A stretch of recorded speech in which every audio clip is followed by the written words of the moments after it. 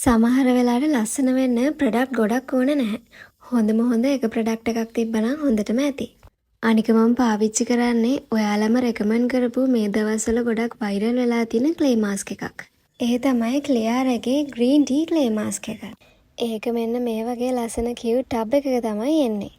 මේක අතින් ගන්න හොඳ නැහැ මොකද අතේ තියෙන විස බීජත් මූණට එකතු වෙන්න පුළුවන් හින්දා එයාලා මේ ක්ලේ එකත් එක්ක මෙන්න මේ වගේ ෆ්‍රී බ්‍රෂ් එකකුත් අපිට දෙනවා. මේ ක්ලේ මාස්ක් එක හදලා තියෙන්නේ ග්‍රීන් ටී, මුරුංගා, ටී ට්‍රී ඔයිල් වගේ පිම්පල්ස් වලටම හොඳ ඉන්ග්‍රීඩියන්ට්ස් වලින්. ඉතින් පිම්පල්ස් තියෙන ඔයාට ඔයාගේ ස්කින් එක ගැන කෙයා කරන්න ලොකු වෙලාවක් ඕනේ නැහැ.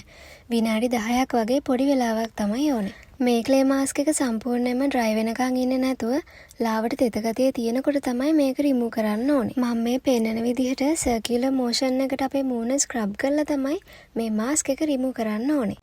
මේ ක්ලේ මාස්ක් එකෙන් අපිට හම්බෙන බෙනිෆිට් ගැන කිව්වොත් white head black head remove කරන්න, මූණේ පිම්පල්ස් එන එක අඩු කරන්න, ඔයිල් කන්ට්‍රෝල් කරන්න, මූණේ තියෙන කුණු දූවිලි ඉවත් කරන්න, ඩාර්ක් ස්පොට් රිමූව් කරන්න මේ වගේ ගොඩක් බෙනිෆිට් තියෙන ක්ලේ මාස්ක් එකක් තමයි මේක.